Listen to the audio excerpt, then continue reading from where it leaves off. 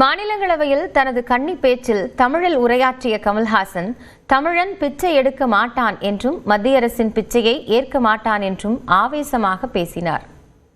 தமிழ் பிச்சை எடுக்க உதவாது, திருடவும் உதவாது. தமிழன் பிச்சை எடுக்க மாட்டான், அதுவும் உங்கள் பிச்சையை ஏற்கவே மாட்டான். வினை உம்மை சுடுக.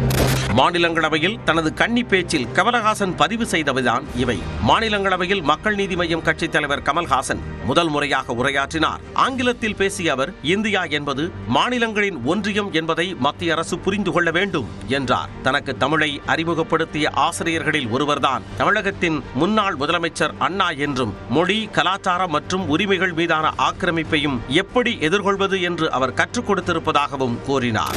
M.K. Gandhi helped me write this speech without anger.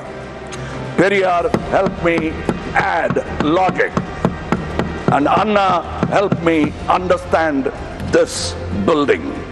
வாக்காளர் பட்டியல் சிறப்பு தீவிர திருத்தப் பணி குறித்து பேசிய கமல், தாங்கள் வாக்களிக்க விரும்புவதாக கூறினார். ஆனால் தேர்தல் ஆணையம் எழுத்துப் பிழைகளையும் முகவரிகளையும் காரணம் காட்டி தங்களது வாக்களிக்கும் உரிமையையே கேள்விக்குள்ளாக்குவதாக கவலை தெரிவித்தார். வாக்காளர் படிவத்தில் உள்ள எழுத்துப் பிழைகளை தேர்தல் ஆணையம் மன்னிப்பதில்லை என்றும், இதனால் பீகார் வாழும் பிணங்களின் பூமியாக மாறிவிட்டதாகவும் காட்டமாக விமர்சித்தார்.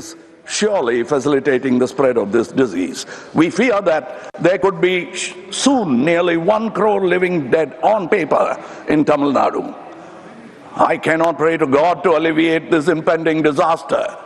My rationalist mind has already rejected the idea years ago.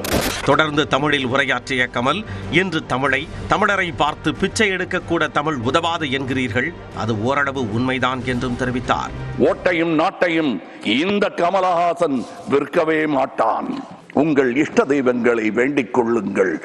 பகுத்தறிந்த Tamil சித்தன் கூற்று இது.